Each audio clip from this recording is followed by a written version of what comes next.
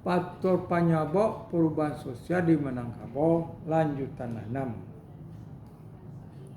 Kayu di pagu cuma boleh digunakan pada saat sangat darurat.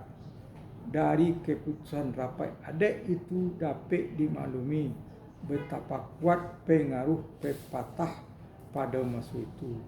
Dalam kehidupan kesukuan, setiap nenek mamak didampingi oleh orang 3 jenis, iaitu Cadiak Pandai, lampu buka kurang, cendekiawan tutup kurang di dalam suku, dan seorang imam dan seorang khatib.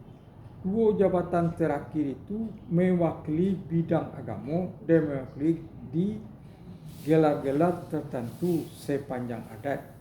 Seumpama imam Mangkuto dan khatib Mangkuto. Dengan begitu dikatakan nagari dikuasai oleh orang ampek gini.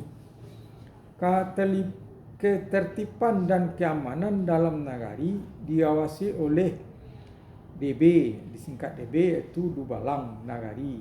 Kalau ini di Padang lah diadukan lo Dubalang untuk menjaga kampung, menjaga nagari, menjaga kelurahan. Mendampingi Kepala Nagari terdiri dari para pendekar silat yang terpandang berani dan disegani. Mereka itu berupa tenaga sukarela tapi terhormat sepanjang adat. Ekonomis, setiap rumah gadang mempunyai 2 sampai 3 buah rangkiang tempat menyimpan padi. Setiap jurai pada setiap suku punya harta bajanjang dari pinggir danau sampai lereng Bukit Barisan. Dipanggilkan Arto Bintala, kepunyaan suku, bukan milik pribadi-pribadi. Dikerajokan oleh anggota suku secara uru-uru atau buka kurang gotong royong tutup kurang.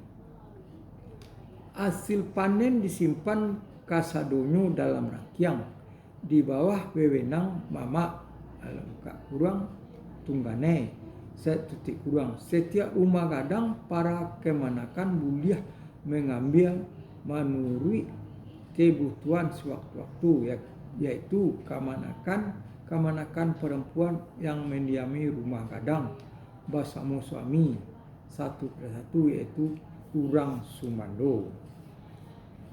Mamak punya wewenang setingginya dalam rumah gadang itu.